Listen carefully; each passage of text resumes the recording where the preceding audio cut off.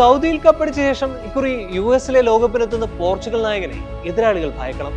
2025-26 വർഷം ക്രിസ്ത്യാനോ റൊണാൾഡോയെ സംബന്ധിച്ച് അത്ഭുതങ്ങളുടേതായിരുന്നു.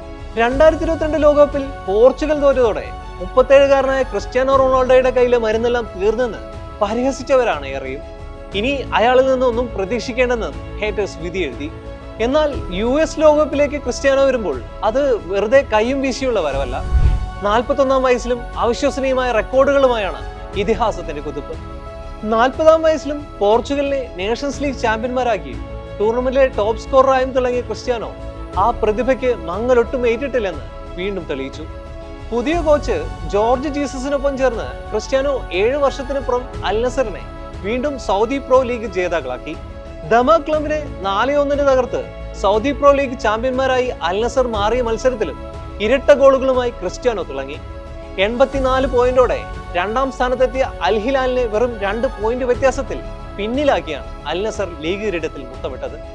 കിരീടം നേടാൻ അറിയാത്തവനെന്ന പരിഹാസങ്ങൾക്കും സൈബർ ബുള്ളിയിങ്ങിനും ക്രിസ്ത്യാനോ ഈ പ്രായത്തിലും മറുപടി പറയുന്നത് കളിക്കളത്തിലെ അത്ഭുത പ്രകടനം കൊണ്ടുകൂടിയാണ്. ഏഷ്യയിലെ ഏറ്റവും മികച്ച ക്ലബ്ബുകളെ തിരിച്ചറിയാനുള്ള AFC കപ്പ് പോരാട്ടത്തിൽ റണ്ണറപ്പുകളായും ക്രിസ്ത്യാനോയുടെ ടീം തലയോർത്തി നിൽപ്പാണ്. അതായത് ഏഷ്യൻ വൻകരയിലെ ഏറ്റവും മികച്ച 2ാമത്തെ ഫുട്ബോൾ ക്ലബ്ബാണ് അൽ നസർ ഇപ്പോൾ. പോർച്ചുഗീസ് ഫുട്ബോൾ ഇതിഹാസം 6ാം ലോകകപ്പിനെത്തുമ്പോൾ എതിരാളികൾ അയാളെ കരുതിയിരിക്കണം. 2 പതിറ്റാണ്ട് കാലം കൊണ്ട് അയാൾ കരിയറിൽ സ്വന്തമാക്കിയ പരിചയ സമ്പത്താണ് ക്രിസ്ത്യാനോയെ അപകടകാരിയാക്കുന്നത്. 35-ന് മുകളിൽ മേജർ കിരീട നേട്ടങ്ങളും 973 ഗോളുകളും 5 ബാലൻ ഡിയോർ പുരസ്കാരങ്ങളും അയാളുടെ ഫുട്ബോൾ യാത്രയെ സമാനതകളില്ലാത്ത ഒന്നാക്കി മാറ്റുന്നുണ്ട്. ലോകത്തെ ഏറ്റവും മികച്ച 5 ക്ലബ്ബുകൾക്കൊപ്പം അയാൾക്ക് തന്റെ സ്വപ്ന സമാനമായ കരിയർ തുടരാനായി.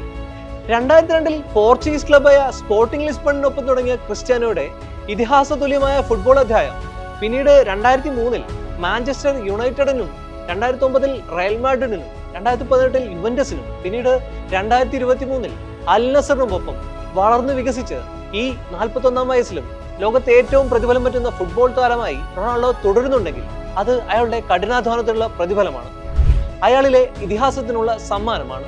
4 വർഷം മുമ്പ് ഖത്തറിൽ ലഭിച്ച കണ്ണീരോടെ തോറ്റുമുഴങ്ങിയൻ എന്ന ചീത്തപ്പേര് മായ്ച്ചു കളയാൻ ഇക്കുറി റൊണാൾഡോ വീണ്ടും തിരിച്ചെത്തുമ്പോൾ അത് CR7 ആരാധകരുടെ പ്രതികാരത്തിനുള്ള മുഹൂർത്തം കൂടിയാണ്. പറങ്കിപ്പടയുടെ ഏറ്റവും വിശ്വസ്തനായ സ്ട്രൈക്കർക്ക് ഈ ലോകകപ്പിലും കിരീടവേട്ട തുടരാനാകട്ടെ. അതല്ലേ ഫുട്ബോളിലെ യഥാർത്ഥ കാവ്യനീതി.